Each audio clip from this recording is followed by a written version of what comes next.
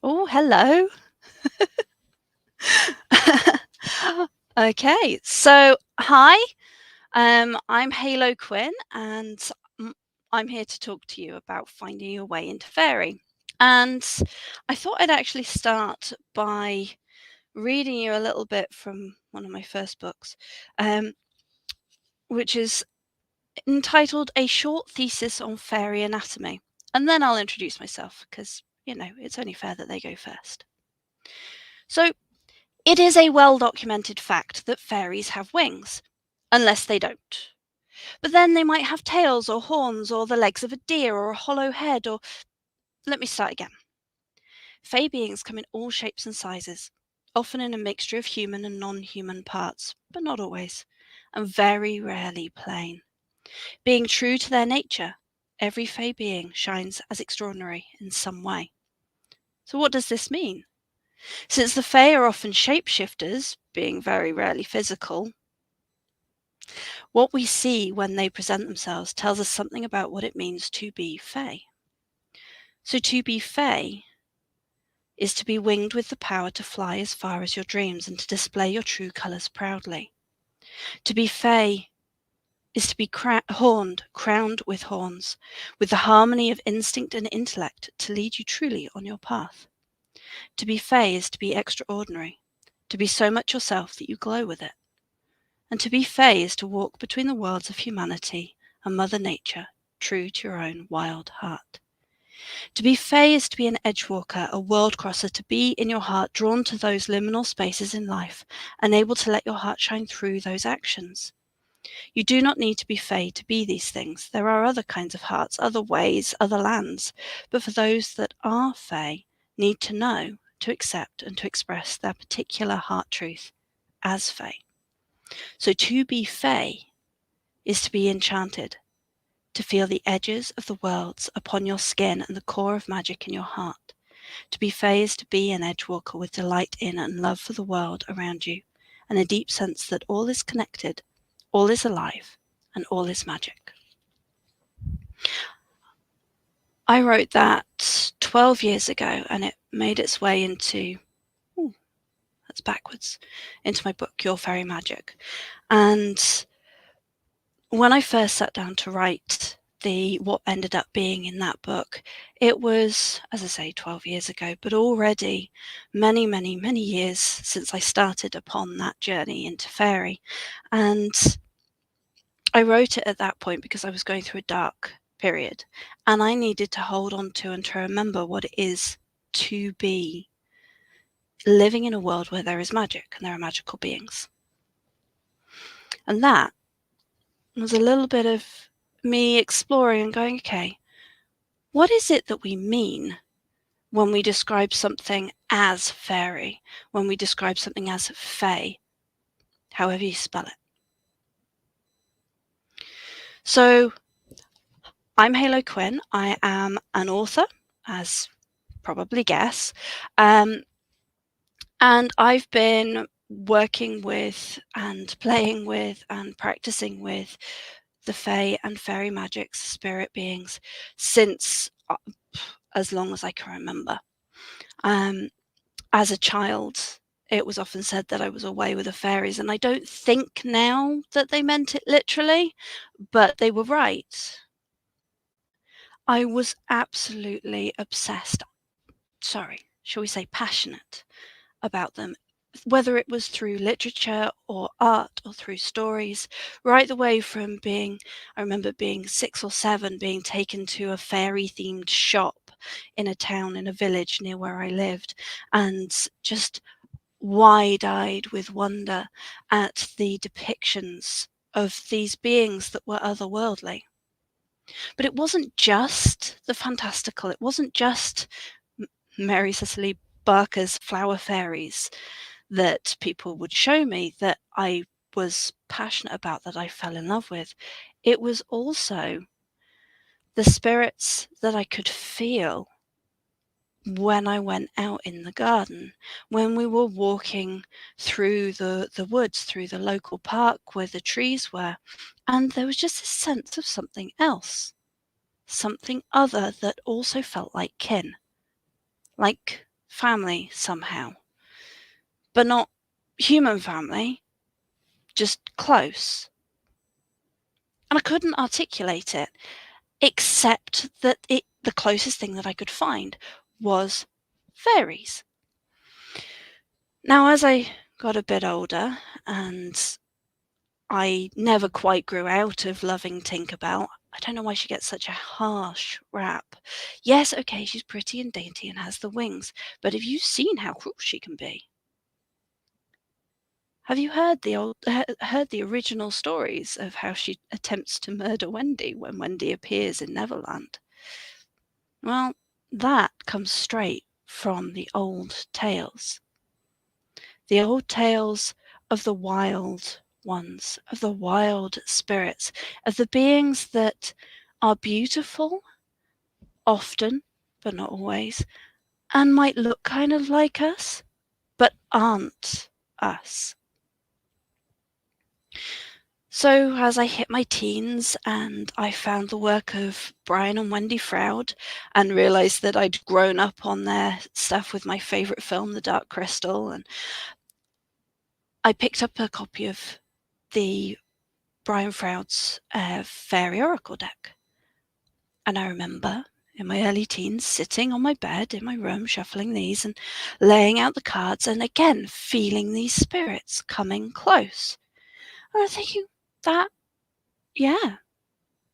makes sense. We depict spirit through artwork. We depict spirit through our stories.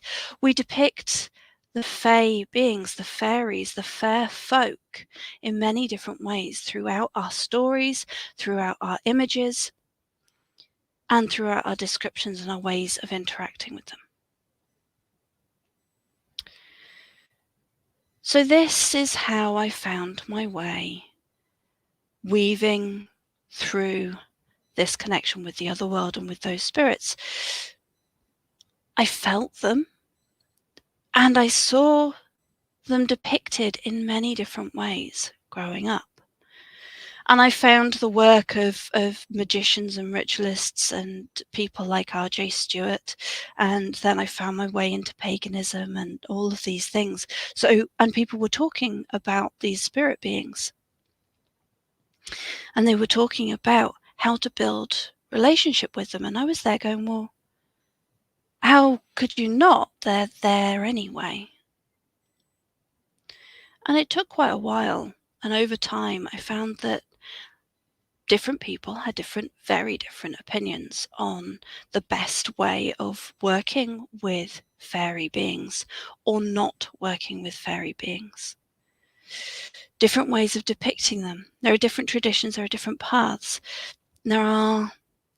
There's a lot of different information out there, and there are a lot of different ways. So when I'm engaging with spirit, for a little while, I got hung up on the idea of seeing visually with my eyes. And there was this period of time where I was reading about people seeing fairies, and I got so caught up in that and so caught up in the idea of seeing spirits that I would try and physically see them. And that detracted from actually the way in which I do interact with them, which is more a sense of feeling. And when I sink into that sense of feeling, which is how I encountered them, and not just feeling a presence, but also noticing the way in which the world responds when I interact with it, and seeing when I sort of engage with those beings with that feeling as the beings I feel it to be, then the world responds as if they are there and they are the beings that I am feeling them to be. So I have that confirmation. So to answer the question, I feel them rather than see them. But the more I allow myself to feel them, the more I get a sense of the visual, and sometimes I'll get a glimpse.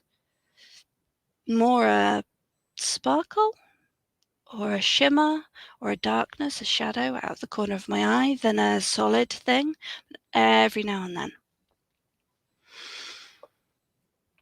So this was and this was one of the things that seeing all of the artwork became kind of both confusing and not at the same time, because what it would do is it would give me an image by which to interpret the experiences and encounters I was having. The other thing that I do is I hear them. So I hear the music and the sounds of, and almost voices, just on the edge of consciousness. Sometimes I can hear the sea singing. Not always, but when I stop and I still and I pay attention.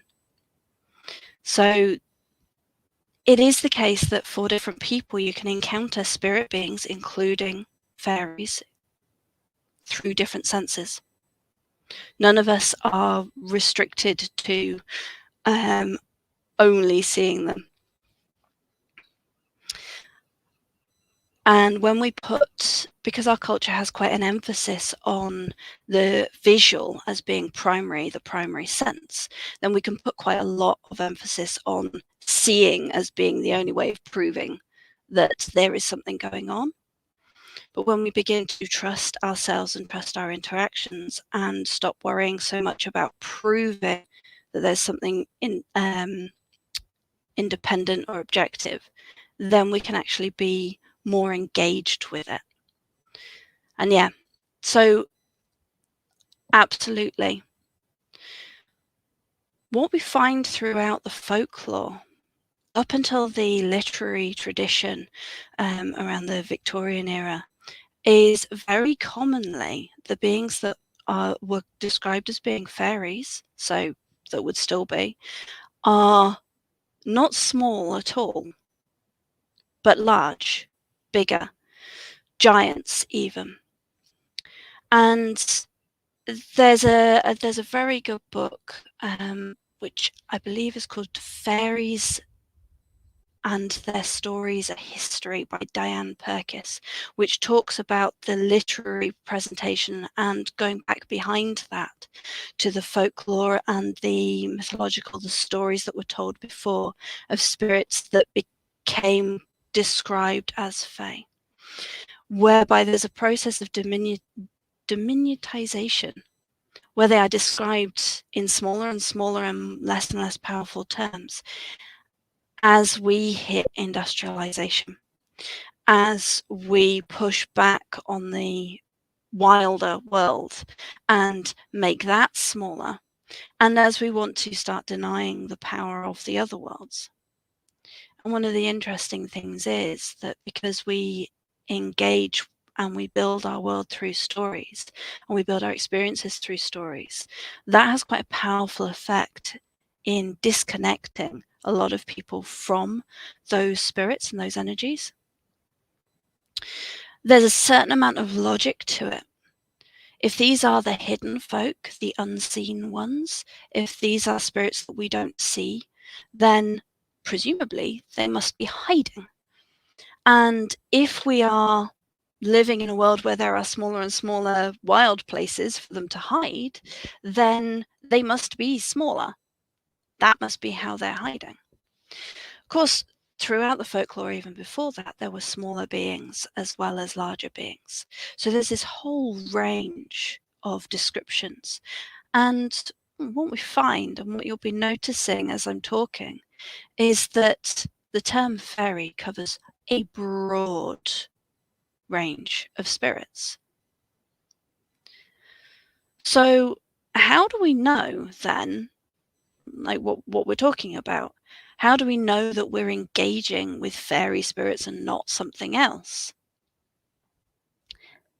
To a degree, it's all down to actually just the way that we ourselves are categorizing and describing them. To a degree, we are using these words conversationally, and so if our categorization, and this will happen within certain traditions, they will categorize certain sets of spirits, certain types of spirits as fairies, and other traditions won't.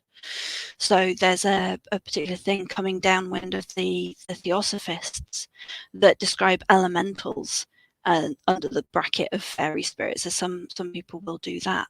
I don't tend to personally, but so when you're having a conversation with someone, if you have a conversation with someone about this, it's often worth just asking what they're talking about when they say the term fairy. And generally speaking, we're being quite vague with it because it is such a huge category. I will get into more or less what I mean by it, but that reading that I gave you at the beginning will probably give you an idea of it. So one of the stories that is said to hold quite a lot of keys for finding a pathway into the other realms, and for building a relationship with, as in like a working relationship, or even another kind of relationship with the fair folk, is one of the border ballads, Thomas the Rhymer. So this is from the borderland between Scotland and Northern England, and is from a particular place. And there are a couple of very famous ballads from that area that deal with the Faery Queen, and Thomas the Rhymer is one of them. And the story goes that Thomas, who is a real historical person, was a chap that lived in Ercildoune, hoping I'm saying that right, and he was dozing on the banks of a river, a very particular river, underneath a hawthorn tree in some descriptions and not in others, but hawthorn tree is the most common descriptor. And he heard bells, he heard ringing, and over the land towards him came a lady on a white horse with bells in its mane, and she was the most beautiful lady that he had ever seen. And so he got up and got down on his knee and doffed his cap and said, "You must be the Queen of Heaven." And she laughed and she shook her head and said, oh no, Thomas, that name does not belong to me. I am the Queen of Elfland. And if you would give me a kiss, then, and as the ballad goes, sure of your body I will be. Now, some versions of the ballad leave that bit out. Other versions keep it in. And in the ones that keep it in, he gives her a kiss, because however weird the situation may be, he wasn't going to let that deter him. And so she pulls him up on the back of her horse with him and says, "Come along with me now. You're going to serve me for 7 years." And they leave open the nature of the service. But they travel across rivers of blood under a starless sky with neither sun nor moon, until they come to a garden. And she feeds him bread and wine, and she points out, she says, "I will show you wonders 3. She says, "See that broad road? The bright, clear, easy-looking road? Well, that is the road of wickedness. And see that road all beset with briars and thorns? That is the road of righteousness. Though about it few inquire. But see that 3rd road, that bonny road, that winding road through the pastures green, that is the road to Elfland, and that is where we will go. Now, while we are there, you must not speak a single word nor make a single sound, because if you do, you will never return home."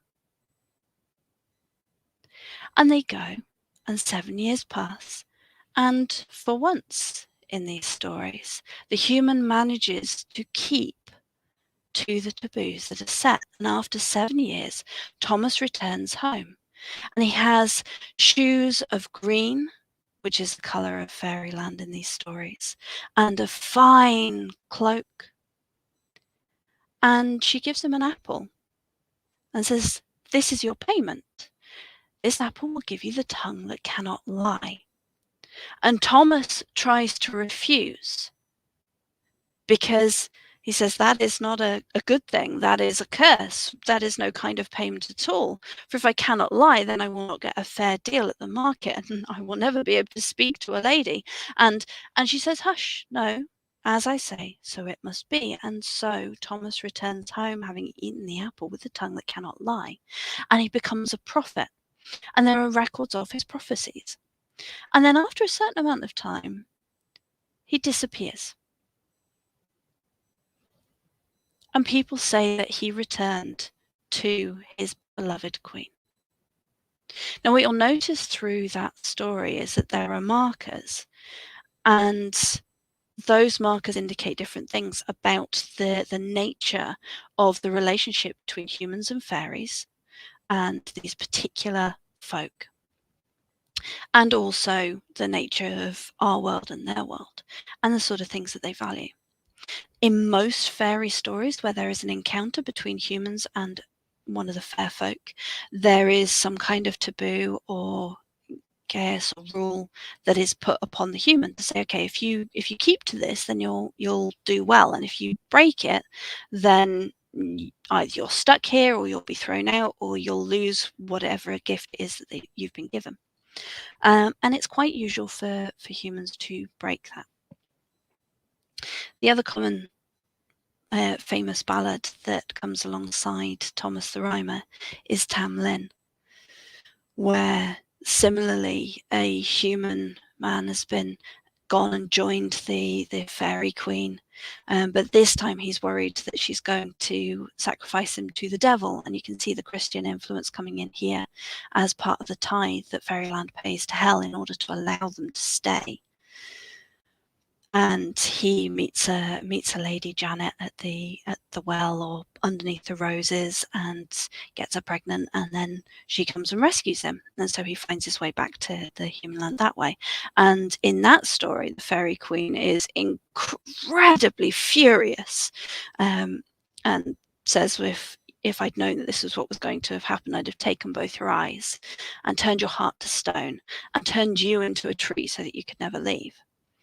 So what this shows you is that in that particular part of the world, the relationship between humans and those spirits was one that could go either way. And what this suggests to me, and throughout all of the different stories that you encounter, all the different descriptions, and where I encounter them, the experiences that I've had with these beings, is that they are manifestations of, or consciousnesses of, the magic of the wild spaces and of the natural spaces. So they operate by their own rules, and they are not necessarily moral or operating under the ways which we would expect them to if they were human. So I can see someone asking whether or not they're European. Now, the stories that I look at and work with tend to be Northern European, because that is where I'm based.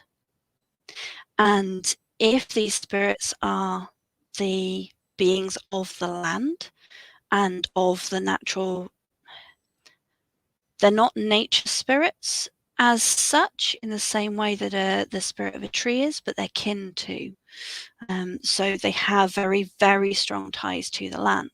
Then the fair folk that I work with, particularly, are European, because I'm in Europe.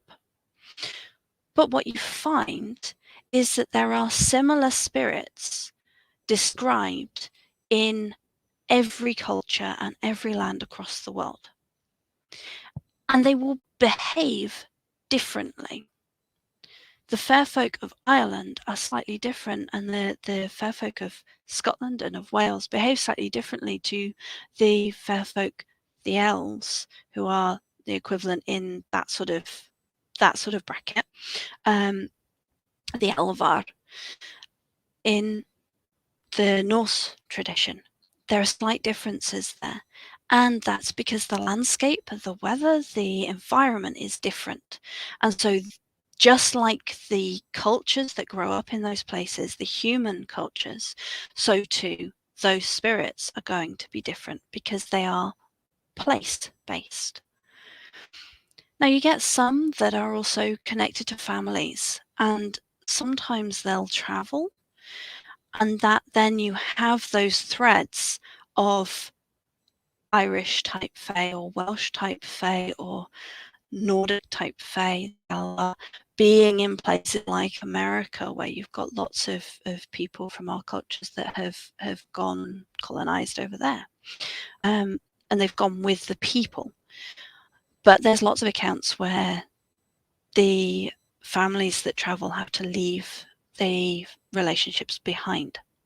And this is where it's particularly interesting in the story of Thomas, where they cross over rivers of blood, and where the words are, they see neither sun nor moon, but can hear the roaring of the sea.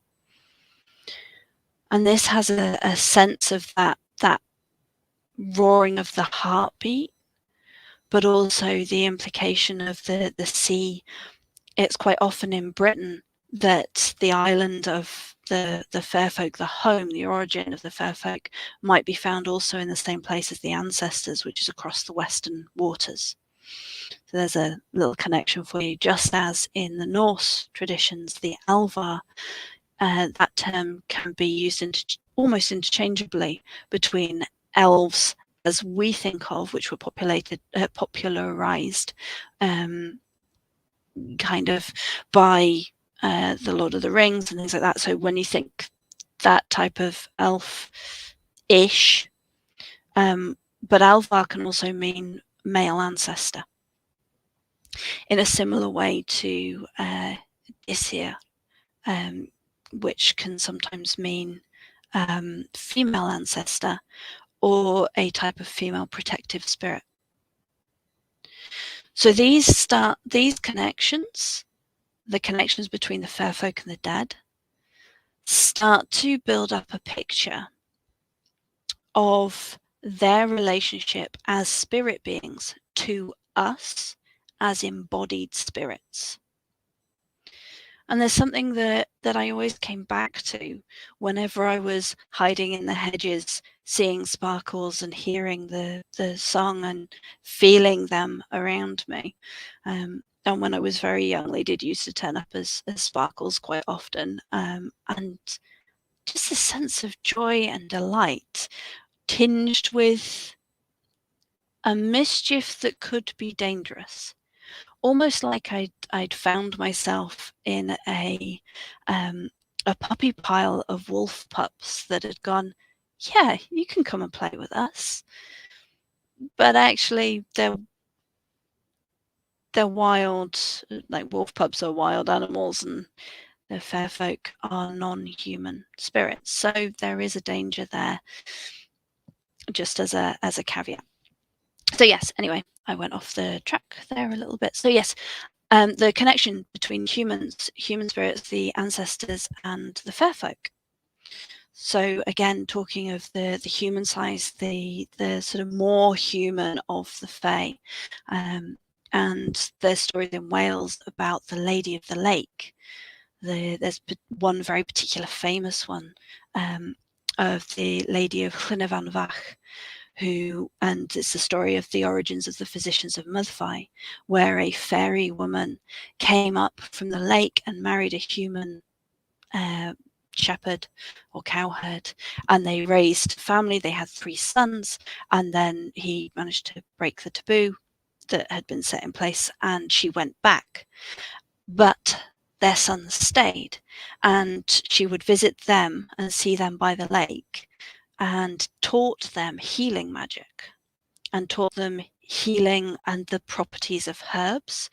And we still have to this day copies of their remedies, which they claim were passed down to them from this fairy lady who taught them about the land and the healing powers in the land and the charms and things. And obviously, if you look at this, if you look up these charms, uh, be very careful and take them with a pinch of salt, because some of them are now known to be highly toxic, and not necessarily actually safe to use. And some of them might be that they were using code words, it might be that they included things to confuse people, or it might just be that our medicine has evolved and we have a better understanding, though still not perfect, of what some of these things can do to the body over time.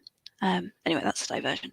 But again, you've got this fairy spirit that comes and lives amongst the humans, and this is and like Thomas, going and living amongst the fae.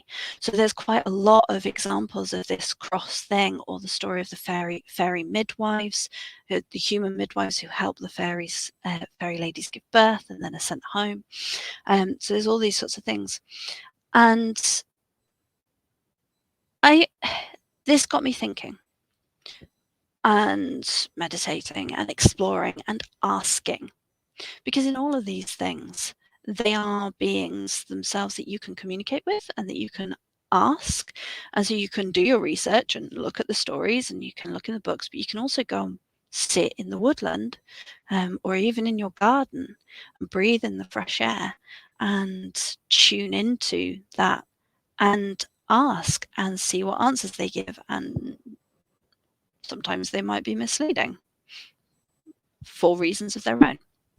But the thing that I came back to was the fact that if they are spirits of place and somehow connected to nature, we are actually ourselves animals.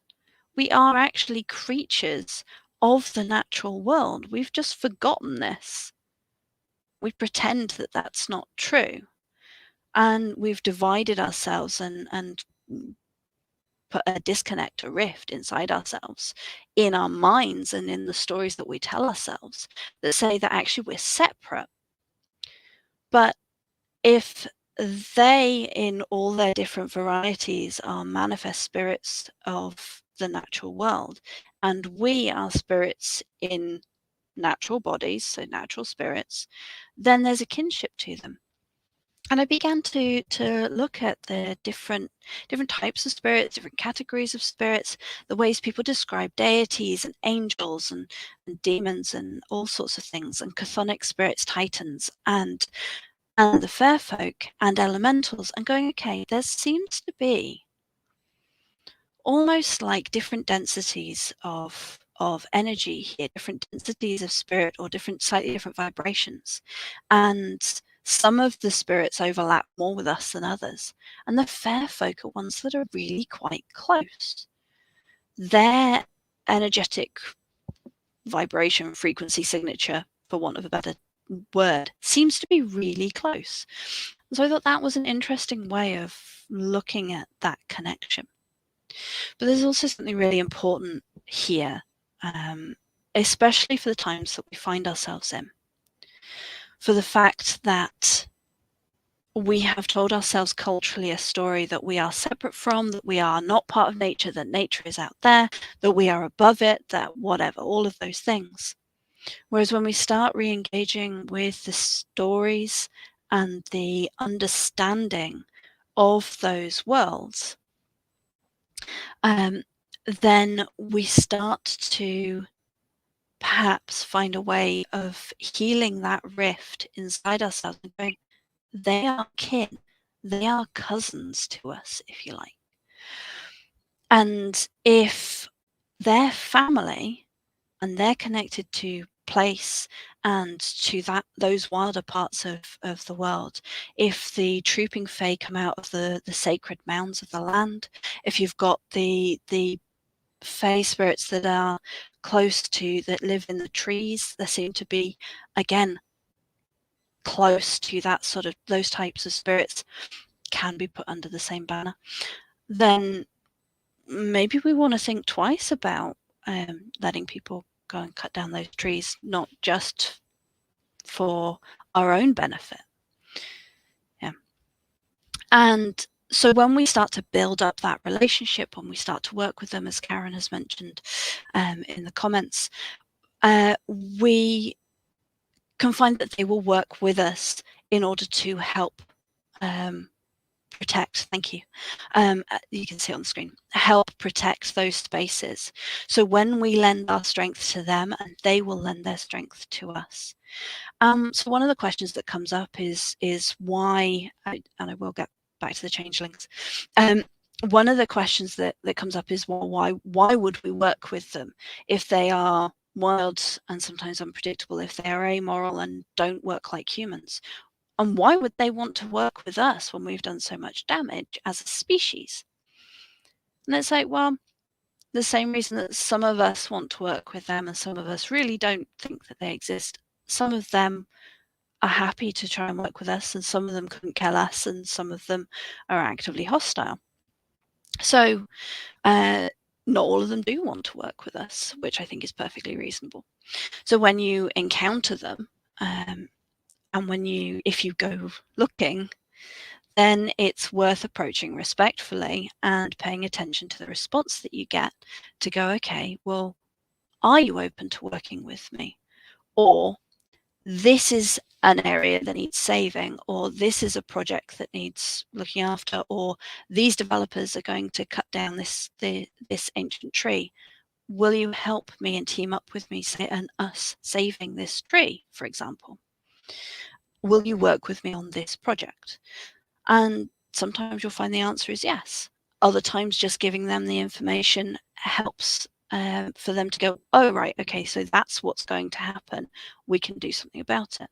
And sometimes it gives them the information that means that they can move out of that space. It depends. But there, it's that sort of personal, individual, and again, it's about relationship. Relationships take time, and they take paying attention and listening. So the why that you might want to work with them is precisely this: building up that relationship to heal that rift and to help us refine our connection and our place within the world, so that we can help. And they might want to work with us because, as embodied beings, as physical beings, we have quite a lot of influence over the physical world, which they also inhabit. Whereas they often don't have as physical a presence as we do, or it takes much more energy for the few that do to have that physical impact. So it's easier for them to communicate with us and for us to be their hands in the world and their voice in the human world for people who won't listen. So there's a thought for you. So just to answer, there's a question about changelings, the mythology around changelings. Thank you. So changelings it's a story that comes up throughout the Celtic world. I'm using Celtic in the broad sense, not in a specific sense. And it's quite common in Britain, I know for sure. So there's a few different layers to it. And one of them is that it's a comforting story in some senses, that if you have a sickly child that dies, actually your child is safe in the other world, being looked after by fairies who love them. That kind of thing is quite a comforting story and a way of reassuring yourself. But I don't think it's as simple as that. If we think about the sense of the ancestors being connected to the Fae, and bearing in mind that fairy mounds are often also burial mounds, the land of the dead being across the Western Sea, and the land of the Tuatha De Danann, for example, across the Western Sea. That's where they came from, I believe. So all of those sort of connections, then children coming from that space also kind of makes sense. And there's a way of making sense of the world through using it as a comforting story.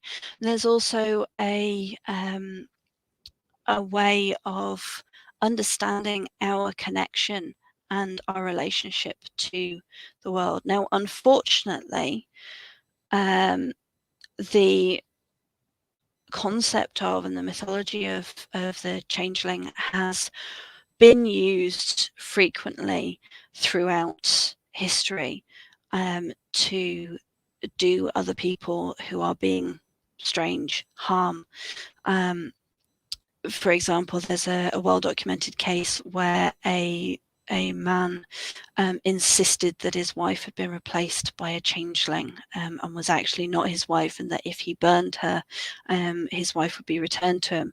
Now, whether he was using this as an excuse or was genuinely delusional, he killed her and then was devastated that his wife didn't return to him. So it's a very tricky story, and it's something that is worth being sensitive with. But I will also refer to myself and have referred to myself poetically as a changeling bard. And my reasoning for this is because all the way through growing up and even now, I have always felt that sense of being from somewhere else and not quite fitting here. And this is quite a common thing, so applied from the outside and applied from the inside for people who are neurodivergent. So that's a whole thing that's interesting to look at.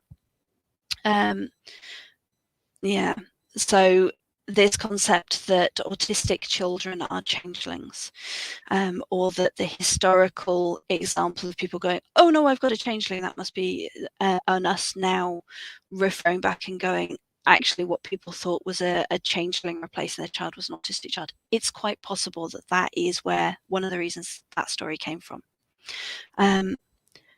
Now, what's quite funny, it's a sad thing. Like this is a really tricky topic, and we don't have ever so long to delve into it, and there's lots of nuance around it. But as I say, for me, I've described myself as a changeling right from when I first heard the term, and I found out in my 30s that I am actually neurodivergent. So ADHD and very probably autistic, and that explains that sense. Other autistic individuals will identify with or use the description of feeling like an alien in the world, and it's a similar sort of concept. So it makes a lot of sense, that the stories would match up and that those theories are the way that those things are interpreted. And it reinforces and re-illustrates that sense, that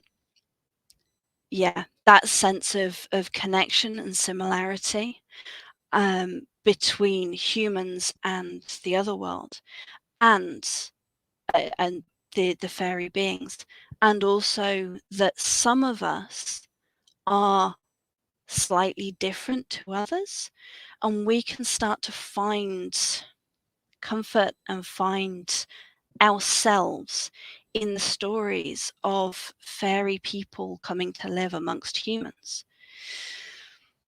And if we want to, if we choose to claim those stories and claim that connection, and I feel very much that there is an energetic connection there, in that we also, as neurodivergent individuals, also tend to have fewer sensory, like the sensory processing issues can be described as being having fewer filters to all of the information that's coming in, which means that there's a good possibility that we are actually at a slight advantage for filtering in the otherworldly spirit and magical energy. We're also at a slight disadvantage because we can be overwhelmed by all of the physical world stuff, and that can block that out.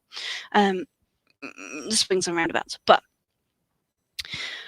I'm hoping you're sort of seeing the kind of point that I'm circling here, that the the changeling myths are evolving. And just like the human relationship and the way that humans talk about fairies, from you can trace similar spirit types right the way back to Diane Purkis does this, right the way back to the wind demons, the wild spirits that can be dangerous and can occasionally be helpful, and the way that that flows through the stories and through the myths and the legends to what we have now, where we've got Tinkerbell. And you go, okay, what is that telling us about our relationship to that? What does that tell us about our relationship to other humans, other people who are other to the typical, who are divergent? And what does that tell us about our own relationship to nature and to ourselves?